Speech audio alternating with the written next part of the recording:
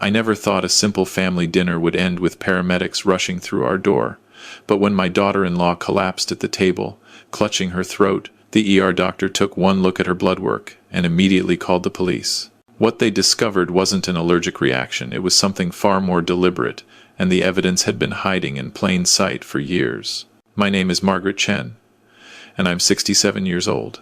I've lived in Vancouver my whole life, raised 3 boys in the same house on Maple Street where my husband Thomas and I celebrated 42 years of marriage before he passed. People always told me I was blessed with such a loving family. Looking back now, I realize I'd been blind to the cracks forming beneath the surface, too desperate to keep everyone together to see the truth. It started innocently enough, or so I thought. My middle son, Daniel, married Claire about 8 years ago. She was lovely, a kindergarten teacher from Montreal with warm brown eyes and the kind of gentle laugh that made everyone around her smile. My youngest son, Marcus, was 23 then, still living at home while he figured things out. He'd dropped out of university twice and couldn't seem to hold a job for more than a few months. I suppose I enabled him, always making excuses, always believing the best in him. At Daniel and Claire's engagement party, something happened that I dismissed at the time. We were all gathered in my backyard, and Claire mentioned she was severely allergic to shellfish, the kind of allergy that required an EpiPen. Marcus had been helping me prepare the food, and he'd made a beautiful shrimp appetizer. When Claire politely declined, explaining her allergy, Marcus laughed it off. But then I saw him offer the same tray to her later, saying, "Oh, these are the mushroom ones. Completely safe." Claire trusted him. She took a bite. Within minutes, her lips began to swell. Daniel had to use her EpiPen right there in my garden while I called 911. Marcus was horrified, apologizing profusely. "I forgot," he kept saying. "I'm so stupid, I completely forgot." Claire was gracious about it, even from the ambulance. "It was an honest mistake," she said. But Daniel was shaken. I remember finding him in the kitchen later that night, after everyone had left. "Mum," he said quietly, "Marcus knew about her allergy. We'd talked about it not 20 minutes before he brought her that tray." I defended Marcus, of course. "He's forgetful, darling. You know how scattered he can be. He'd never hurt anyone intentionally." Daniel didn't push it, but I saw something change in his expression, a guardedness that hadn't been there before. The incidents continued over the years, small things that always had plausible explanations. At Christmas 3 years ago, Marcus accidentally broke the ornament Claire had made in memory of her late father, a delicate glass angel. He apologized tearfully, but Claire found the pieces later in the trash, deliberately smashed into dust. When she mentioned it to me, I suggested it might have broken further when he threw it away. "He felt terrible about it, dear," I said. Then there was the time Marcus borrowed Daniel and Claire's car and returned it with a mysterious dent and an empty tank, or when he forgot to pass along the message that Claire's mother had called from the hospital. Small cruelties, each one explainable, each one leaving Claire looking a little more exhausted, a little more wary. My oldest son, Robert, saw it clearly. He lived in Toronto with his wife, only visiting a few times a year, but he'd pulled me aside during one visit. "Mum, you need to see what Marcus is doing to Claire. This isn't forgetfulness, he's targeting her." I was offended. "That's a horrible thing to say about your brother. He's going through a difficult time. He needs our support, not accusations." Robert's jaw tightened. "And what about Claire? She needs support too, but instead, she's got Marcus living in your house, undermining her marriage, and you're making excuses for him." We didn't speak for 2 months after that conversation. I told myself Robert was being dramatic, that he didn't understand how sensitive Marcus was, how hard things had been for him. My husband's death had hit Marcus especially hard, or so I believed. Thomas had always been tougher on Marcus, expecting more, pushing him to take responsibility. After Thomas died, I softened, compensated, tried to be both parents, rolled into one. The real trouble started about 6 months ago. Daniel and Claire had saved for years to buy their first house, a modest character home in Burnaby with a little garden. They were so proud. The day they got the keys, Marcus seemed genuinely happy for them. He helped them move, carried boxes, assembled furniture. I thought perhaps he was finally maturing, finally showing up for his brother. That night, I made dinner for everyone at my house to celebrate. We had roast chicken, Claire's favorite. She'd been glowing all evening, talking about paint colors and planting vegetables in the spring. Marcus was unusually quiet, pushing food around his plate. "You'll still come for Sunday dinners, won't you?" I asked Claire, suddenly worried about losing these weekly gatherings. "Of course, Mum." Claire squeezed my hand. "We wouldn't miss it. This house is home." Something flickered across Marcus's face. Later, I'd replay that moment 1,000 times, wondering how I'd missed the rage in his eyes. 2 weeks later, Claire arrived at Sunday dinner looking pale. "Sorry I'm late," she said, slightly breathless. "Someone slashed 2 of our tires last night. We had to wait for roadside assistance this morning." "In Burnaby?" I was shocked. That's usually such a safe neighborhood. "The police said it's probably random vandalism," Daniel added, though he looked troubled. "But it's strange they only slashed our car. Everyone else on the street was fine." Marcus was sympathetic, offering to help pay for the new tires. "That's awful, mate. You guys have had such terrible luck lately." But it wasn't luck. Over the next 3 months, Daniel and Claire experienced a bizarre string of misfortunes.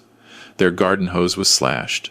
Someone poured salt on the flower beds Claire had just planted. They received multiple calls from a credit card company about purchases they never made. It turned out someone had tried to open accounts in Claire's name. Their home insurance mysteriously canceled, and they discovered someone had called pretending to be Daniel, requesting the cancellation. Claire started looking over her shoulder. She'd lost weight, dark circles, permanent fixtures under her eyes. Daniel was defensive, frustrated, clearly feeling helpless. And Marcus? Marcus was always there, offering support, expressing concern, being the devoted brother and son. "Maybe you two should move back in here temporarily," I suggested one Sunday when they looked particularly worn down. "Just until things settle." Claire's response was immediate and firm. "No. Thank you, Mum. But no. We need to handle this ourselves." I was hurt by her tone, the way she said it. As if my home wasn't safe. As if I was part of the problem.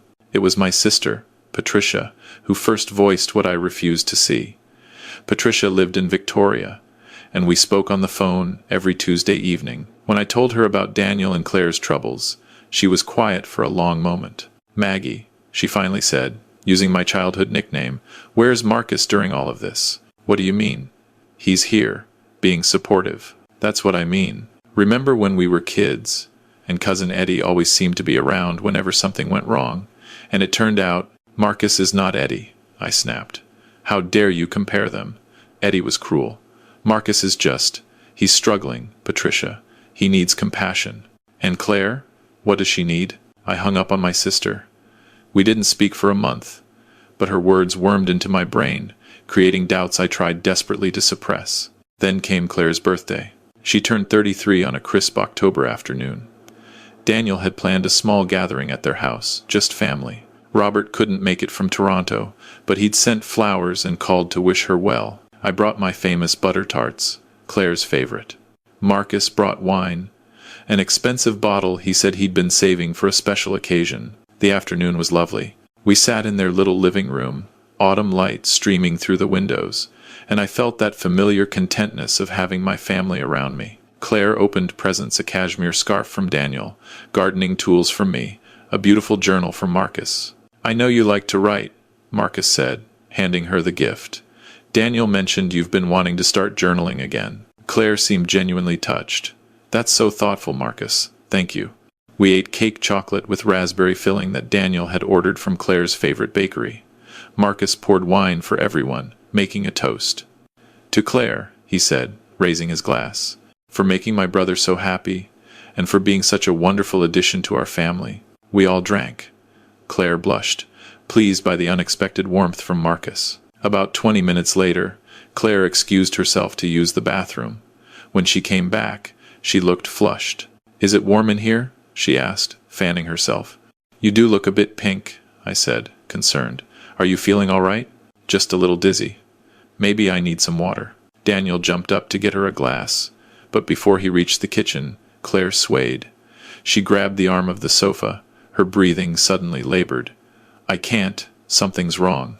"Claire," Daniel rushed back to her side. "What is it? What's wrong?" She tried to speak, but her throat seemed to be closing. Her hands went to her neck, and I saw panic flood her eyes. That's when I saw the hives spreading across her skin, rapid and angry. "Her EpiPen," Daniel shouted. "Where's your purse?"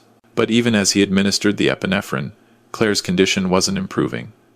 She was turning pale, her lips taking on a blue tinge. Daniel called 911, his voice shaking. Marcus stood frozen by the window, his face expressionless. The paramedics arrived within 7 minutes. They took over immediately, asking rapid-fire questions. When had symptoms started? What had she eaten?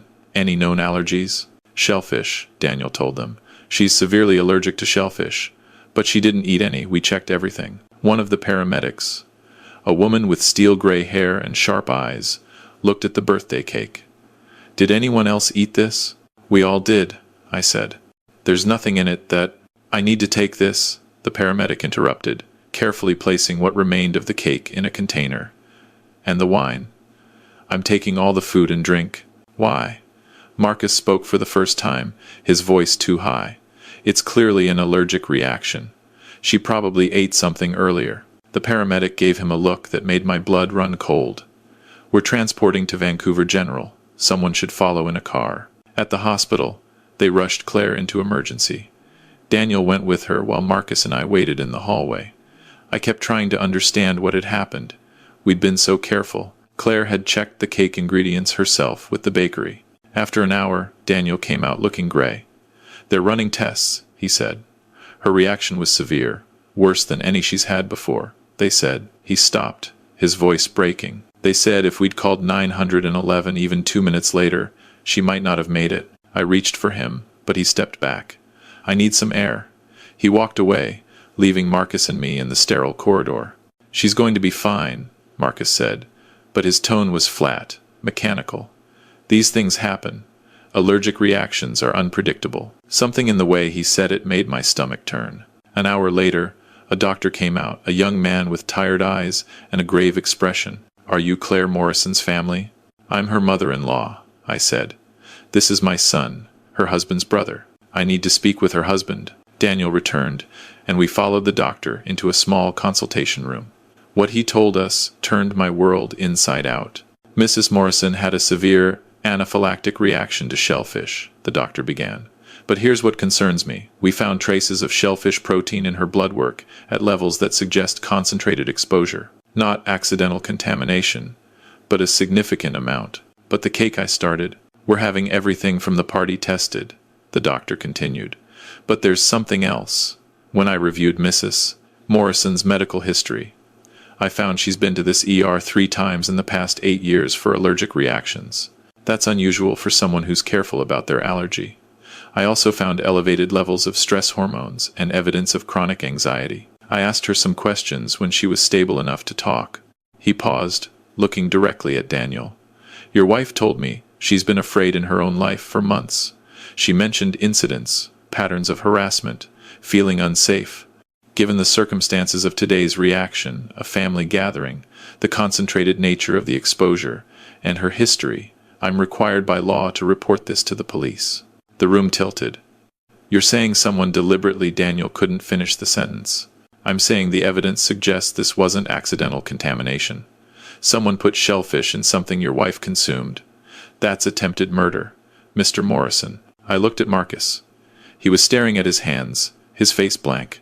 No shock, no outrage, just nothing. "We tested the wine," the doctor continued.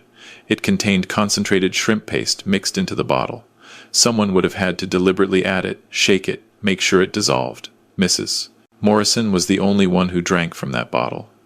The rest of you had beer or water." The memory hit me like a physical blow. Marcus pouring Claire's wine, Marcus making the toast, Marcus who'd brought that specific bottle for a special occasion. "No," I whispered. "No, that's not possible." But Daniel was looking at his brother with recognition dawning on his face. "The engagement party," he said softly. "The shrimp appetizer. You said you forgot, but you didn't forget. You knew." Marcus stood abruptly. "This is insane. Why would I hurt Claire? I love her like a sister." "Do you?" Daniel's voice was deadly quiet. "Or have you hated her from the moment I brought her home? The moment she became more important to me than covering for you? The moment Mum had someone else to care about?" "Daniel, that's enough," I said, but my voice had no strength behind it, because suddenly, horribly, I was seeing 8 years of incidents in a new light. Not accidents, not bad luck, a pattern, a deliberate, sustained campaign of terror. Marcus turned to me, his eyes pleading. "Mum, you believe me, don't you?" Tell them I wouldn't, but I couldn't speak. I was remembering Thomas, in those final weeks before the cancer took him.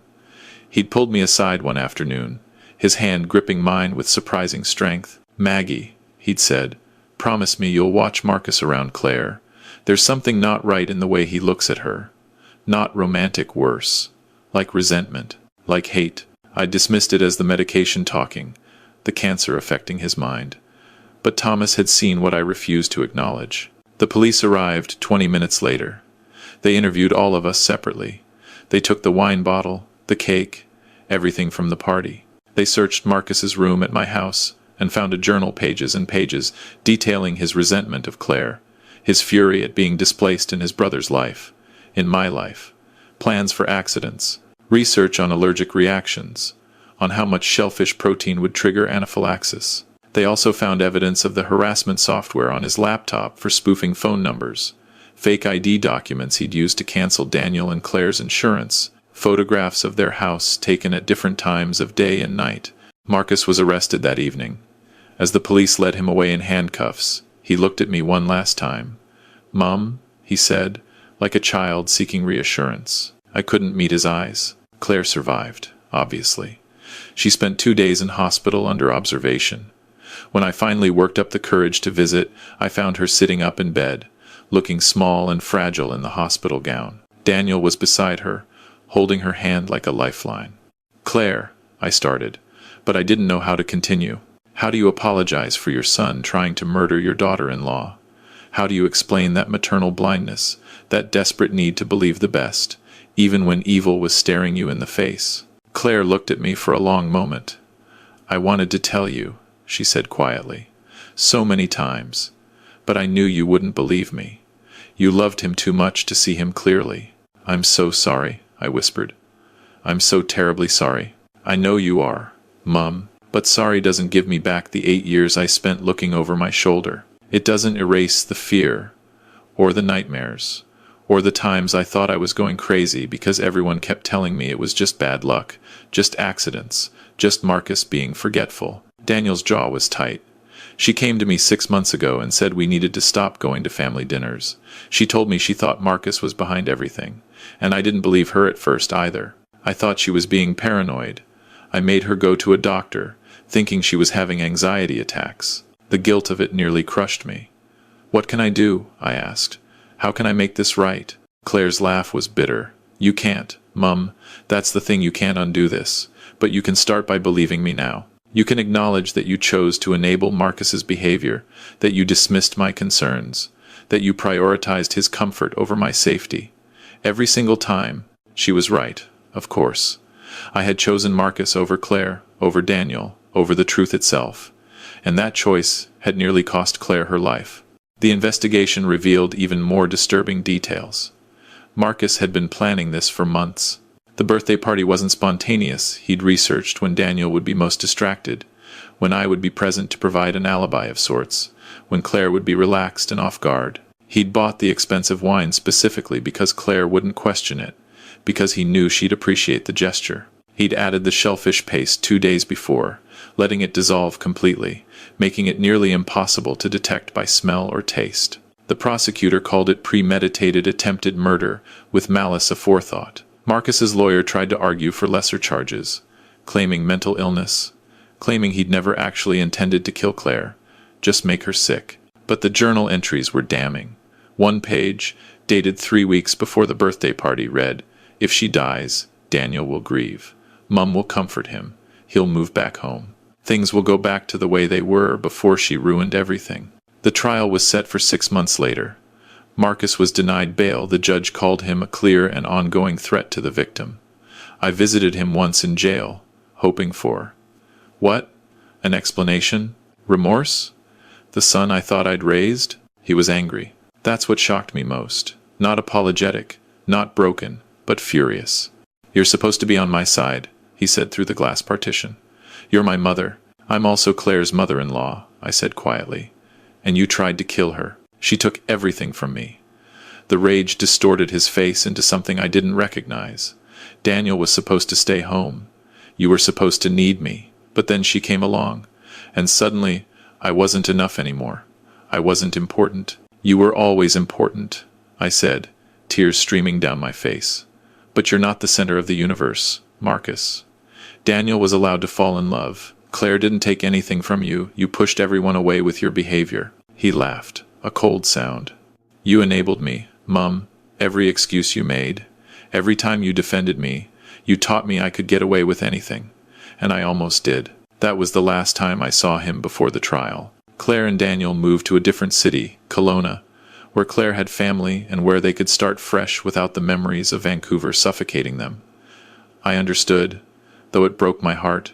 Robert came from Toronto for a week to help me process everything, to help me understand how badly I'd failed. You can't blame yourself for Marcus's choices, Robert said gently as we sat in my kitchen.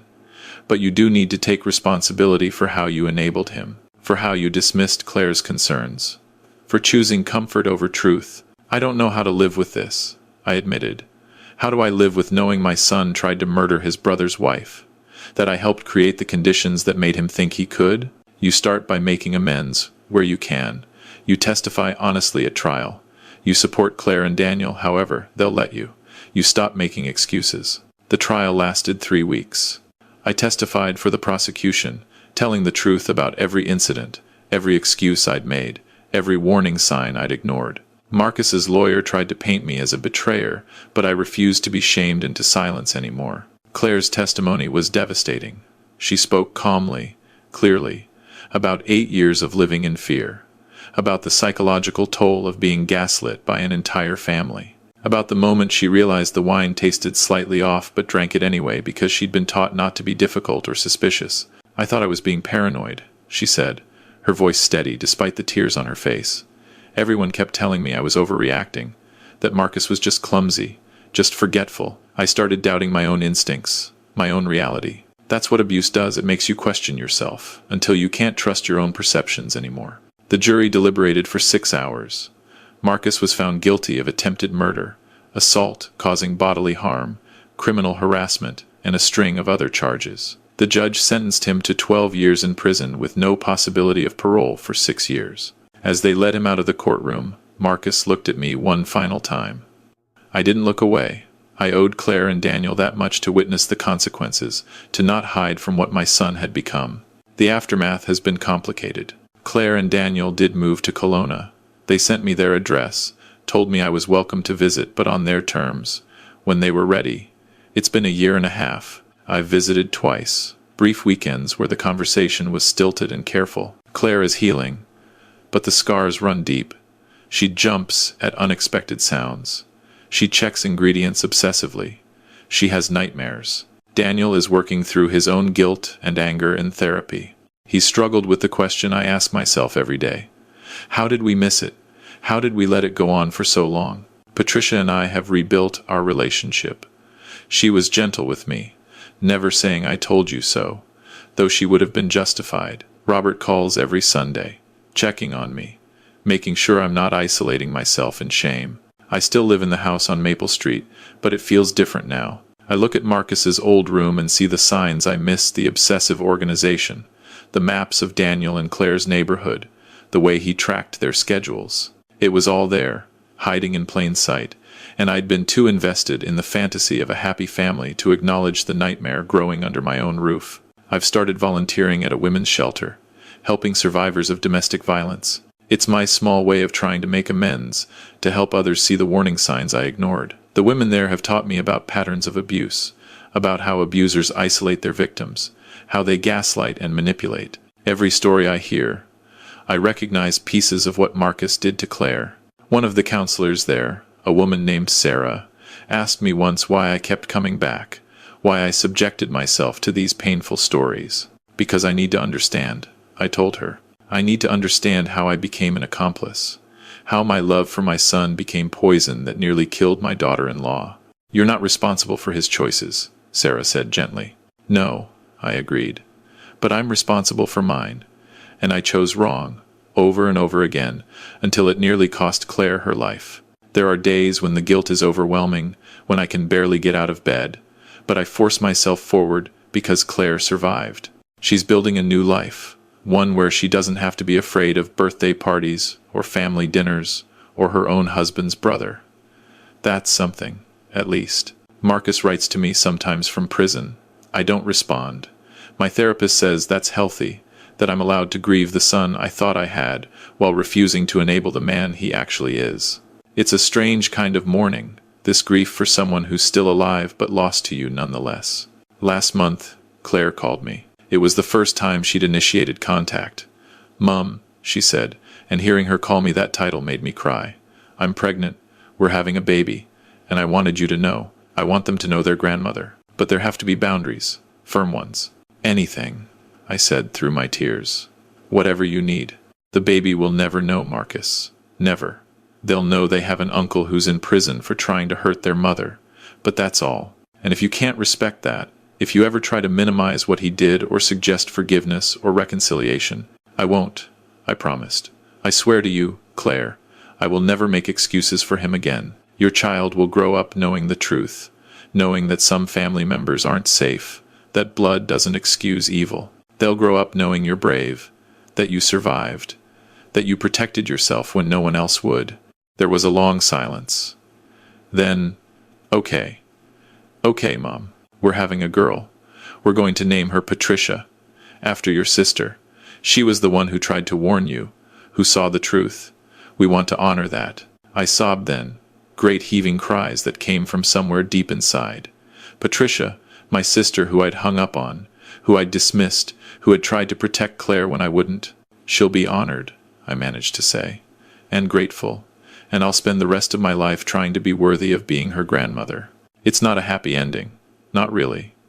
Marcus is in prison, and that's where he belongs. He's appealed twice, been denied twice. He'll be eligible for parole in 4 more years, and I'll be there at every hearing to support Claire's victim impact statement, to ensure he stays behind bars. Claire still has nightmares. Daniel still struggles with the guilt of not protecting her sooner. I still wake up in the middle of the night, remembering warning signs I ignored, moments I chose wrong, times I prioritized my own comfort over truth. But Claire survived. That's what I hold on to on the darkest days. She survived, and she's building a life.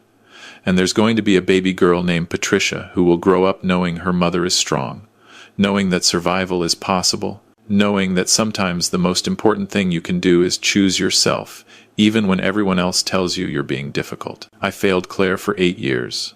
I chose my son's lies over her truth, his comfort over her safety. I enabled abuse because it was easier than facing who my child had become. But I won't fail her again. I won't fail little Patricia. Some people will say I'm being too hard on myself, that I couldn't have known. But I did know. Deep down, past the excuses and the denial and the desperate need to believe in happy families, I knew, Thomas knew, Patricia knew, even Daniel suspected. The difference is that now I've stopped lying to myself. I've stopped choosing comfort over truth. And if there's any redemption to be found in this nightmare, it's in that small, painful growth, learning to see clearly, even when what you see breaks your heart. Claire survived. My granddaughter will be born into a world where the truth is acknowledged, where warning signs aren't dismissed, where victims are believed. That won't undo the harm, but it's something. It has to be something.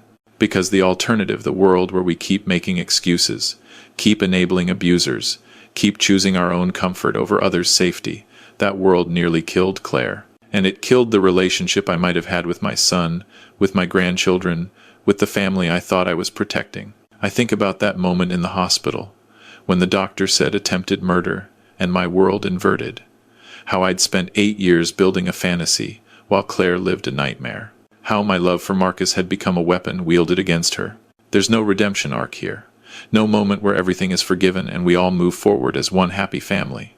Marcus will be in prison for years. When he gets out, there will be a restraining order. Claire and Daniel will ensure their daughter never has unsupervised contact with me, just in case I backslide into old patterns. And I understand. I accept it. It's the consequence I earned through years of choosing wrong. But I'm trying. Every day, I'm trying to do better.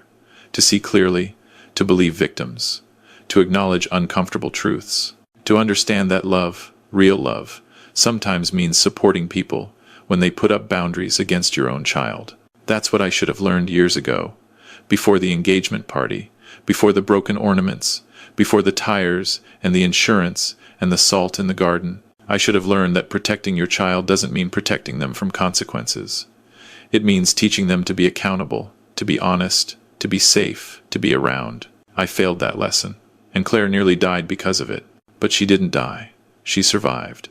And maybe, if I can stay honest, stay clear-sighted, stay committed to truth over comfort, I'll get to meet my granddaughter. I'll get to be part of their lives in whatever small way they'll allow. It won't fix what's broken, but it's a start. And sometimes, a start is all you get.